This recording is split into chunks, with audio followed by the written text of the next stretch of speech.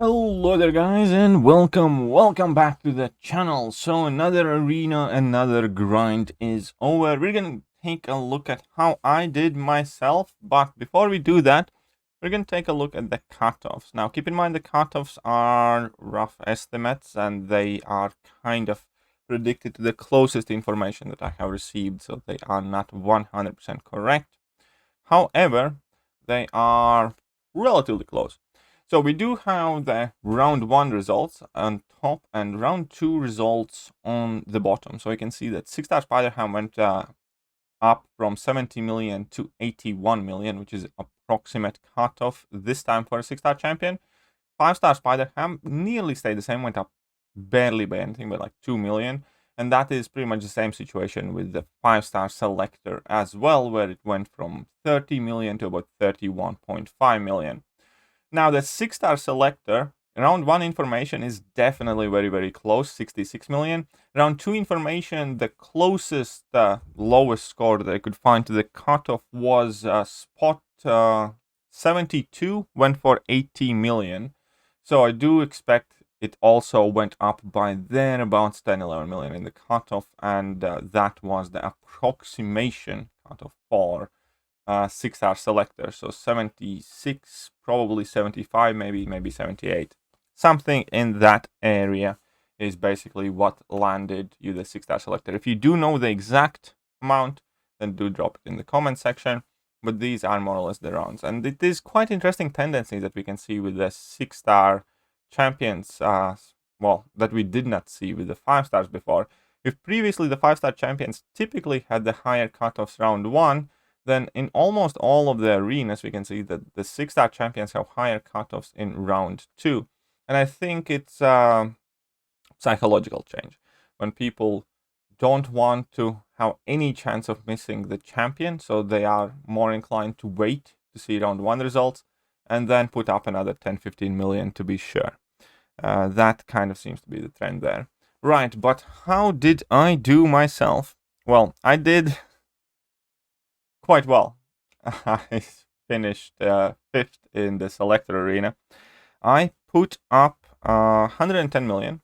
So we're gonna head to the arenas ourselves and we're gonna see that. But yes, I put up 110 million, and that is a score that I can achieve relatively straightforward. It's not exactly leisurely. It obviously does require about 700 plus rounds of arena. But thanks to the size of my roster, I can get close to 16.5, 17 million score per run of 5-star and 6-star champions. If you time yourself well, you can squeeze in the 7th run of 6-stars, and without really relying on boost or any refreshes. I did not spend any units for this grind as well, worth adding.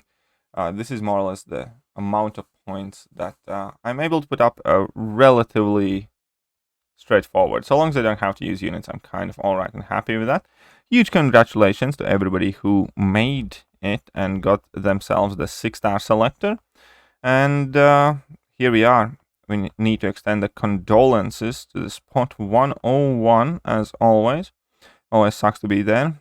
So J Chen 1974 and Papetto, you do have my condolences indeed. But congratulations to everybody who landed where they wanted to land. So we're gonna go and claim our reward right here, right now. A 6-star.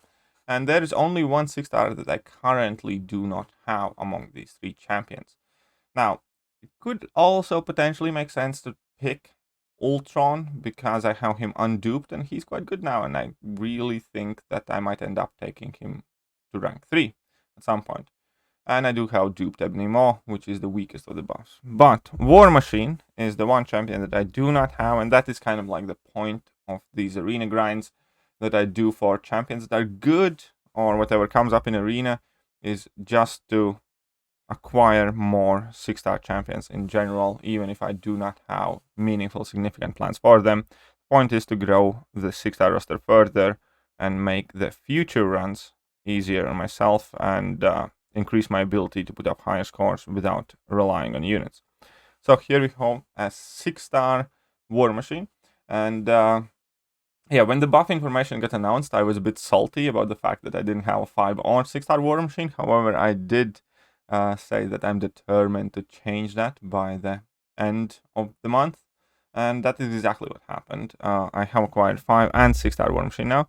So as we know, he did get the rework. He has plenty of decent synergies and pre-fights now. And I'm sure I'm going to have some mess around with him. I'll definitely max level him. I doubt that I will take him to rank 2 anytime soon. But I have heard that some people really do like the guy now. Either way, this is pretty much it for the video. I don't want to keep you guys too long. Nice new shiny 6-star War Machine. Perfect. Another addition to the 6-star roster. Now I'm at a position where I'm starting to look at champions that I'm missing rather than the champions that I have. But yes. Either way, that will do for today's video. I will not be grinding for Purgatory or Daredevil's Hell's Kitchen in round 1 because I needed a bit of a break. I have been grinding quite a lot and it has been very tiring. And I do have Daredevil Hell's Kitchen anyhow.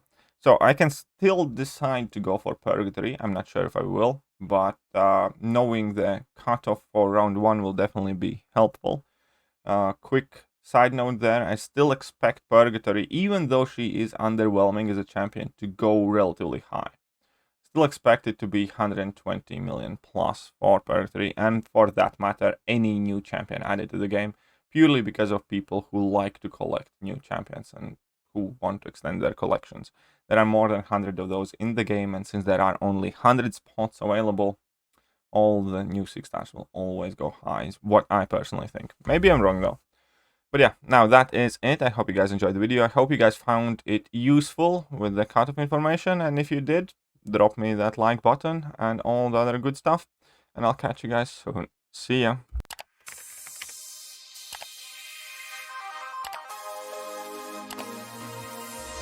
Hello there guys, and welcome back to the channel. So we have all the information